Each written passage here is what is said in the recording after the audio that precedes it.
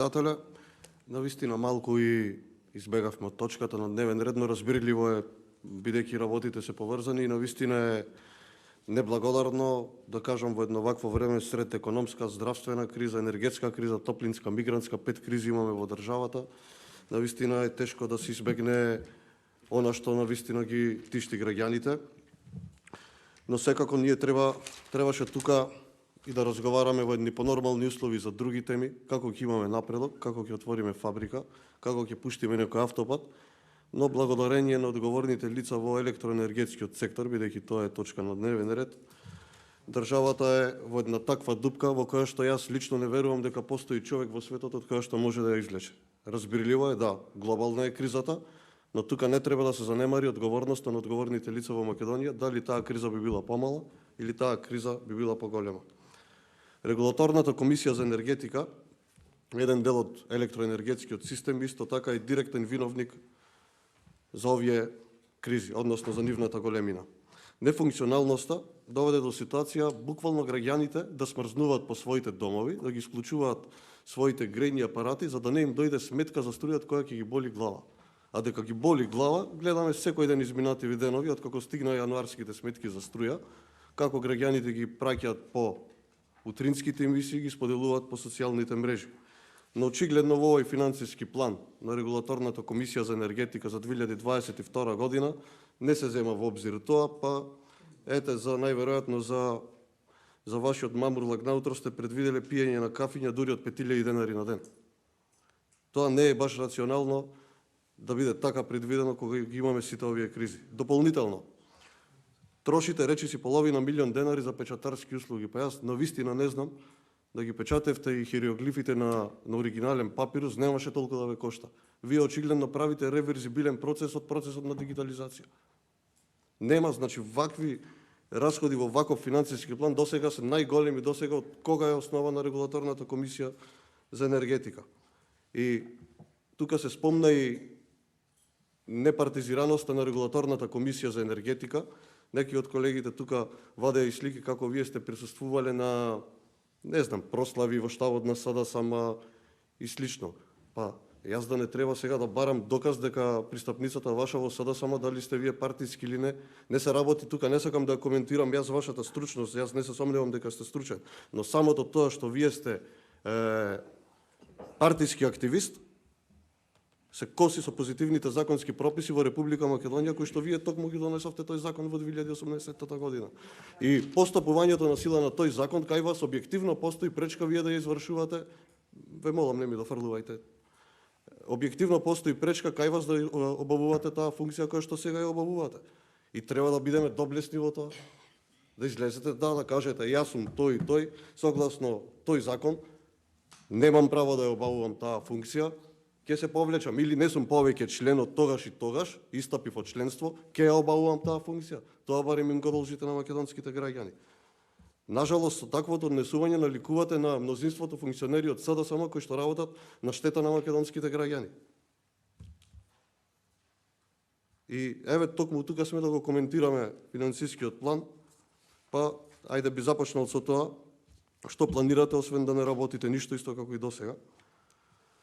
Во инвестиционото одржување на средствата наведено е дека расходите за инвестиционо одржување на средствата, услуги за одржување на основни транспортни средства за 2022 година се планирани да се зголемат за 20% во однос на 2021 година, како резултат на веќе реализираните постапки за јавна набавка и постигнати цени на услугите во 2021 година.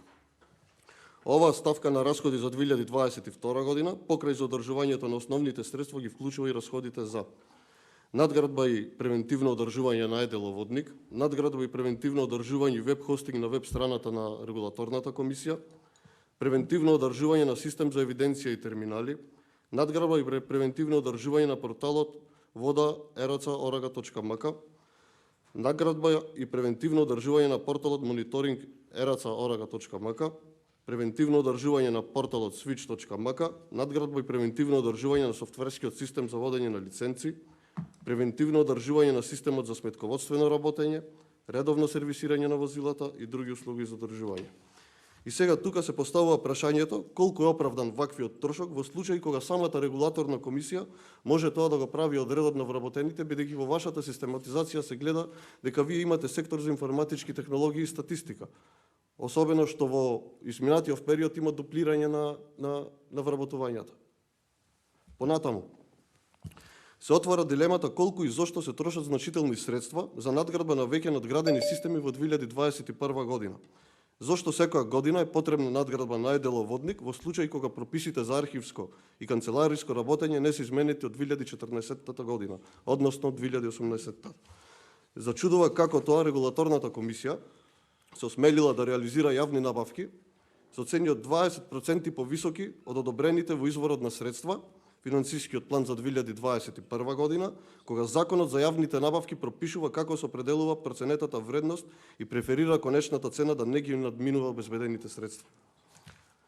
За други услуги, односно услуги за заедничко одржување на административната зграда, веќе говоревме за тоа, но јас не можам да сватам како 5 институции сега сте испланирале 1.300.000 денари, а во 2021 година за првите 9 месеци воопшто не се потрошени средства. Кажавте кои се проблемите, дека има проблеми, накиснува ваму, накиснува таму, но вие бидејќи немате технички прием, кажавте исто дека тие работи ги санира изведувачот на зградата каде што сте сместени.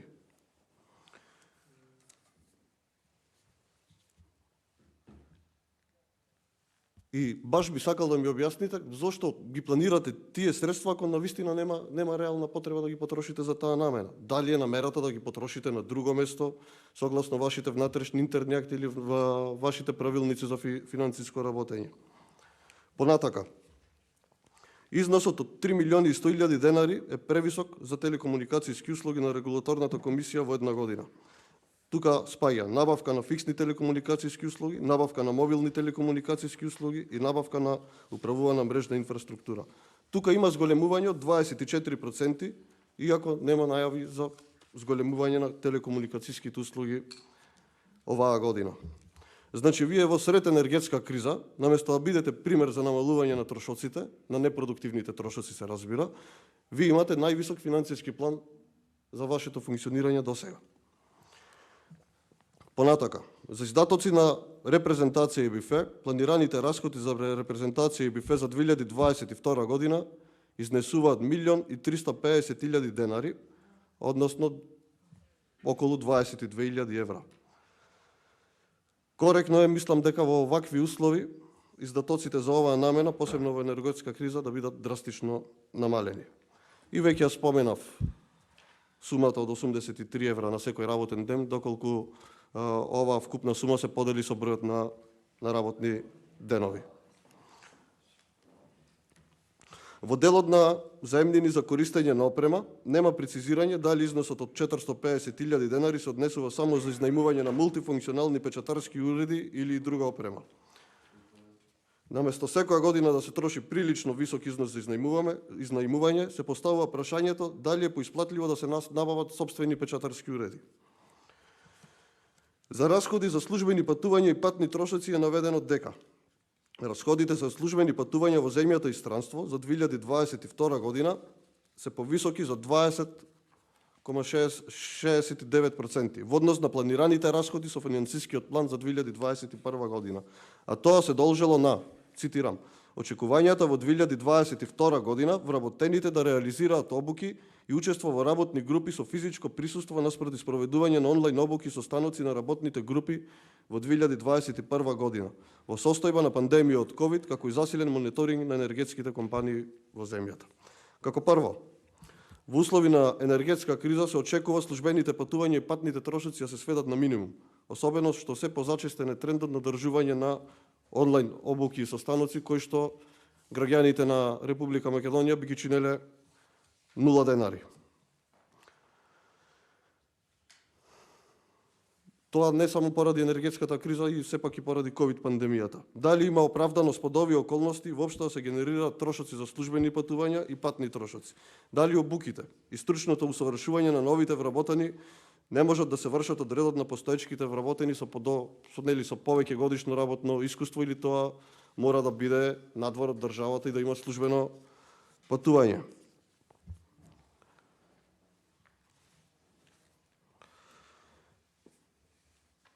Она што е најважно, а се открива овој финансиски план,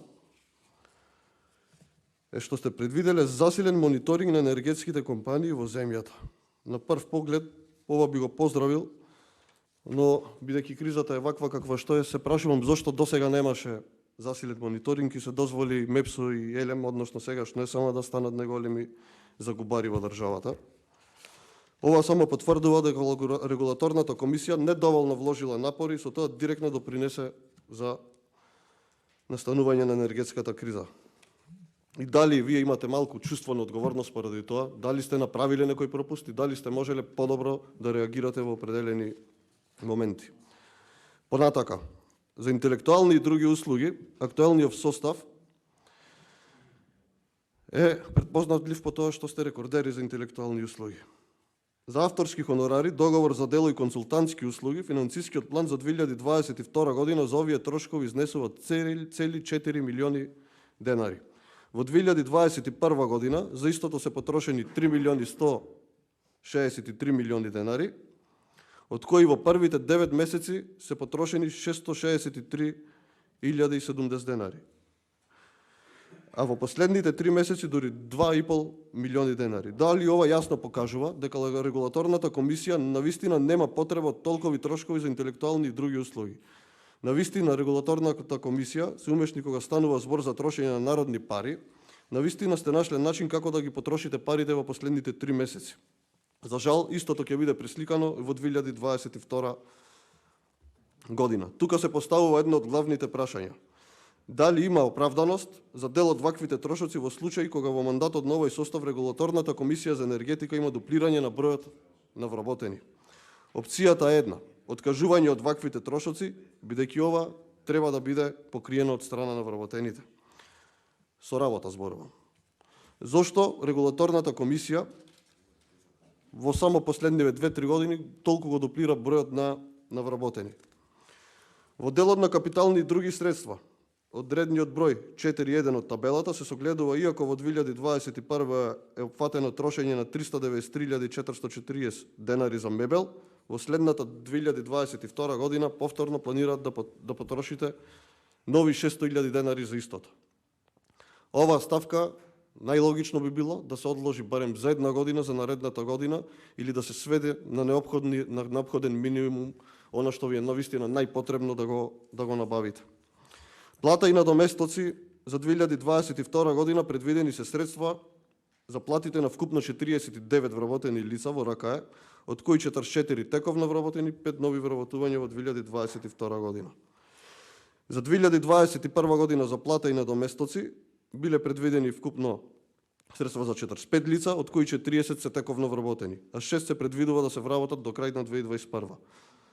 До сега, од основањето, колку се 19 години поминати, сега имаме двојно зголемување на бројот на вработени, односно за 22 вработени. Новиот состав за само 3,5 години од како сте вие председател, го зголемивте бројот на вработени за 100%.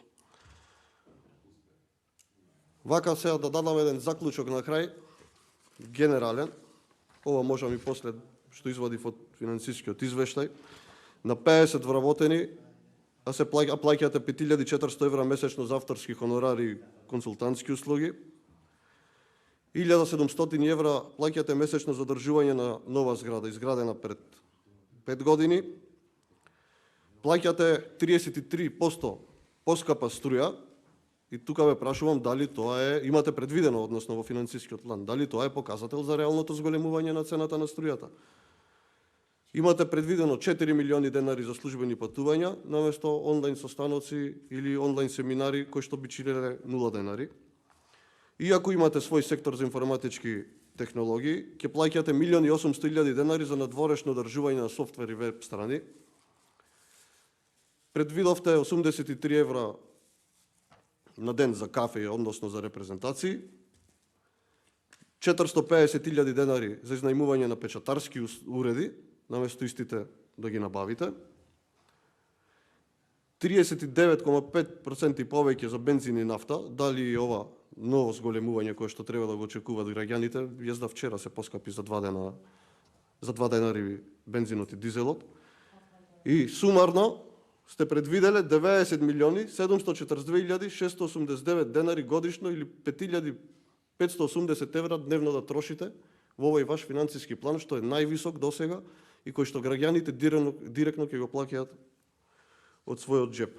Регулаторната комисија можеби е, да кажам, златна кокошка за вас или за вработените, но верувајте, со вашето нефункционирање за граѓаните е само данок на крв, затоа што возможивте директен колапс со вашето неработење на целиот енергетски систем, без навремено реагирање, Елем и МЕПСО да станат тотални загубари, а сето тоа на крај да се одрази на джебот на граѓаните. Споменавте во претходните дискусии колку Елем ја продава цената на струјата по мегават час на Ева на Хом 41 евро, кажавте, по мегават час, но заборавивте да кажете дека разликата повторно ја плаќаат граѓаните од буџетот на Република Македонија.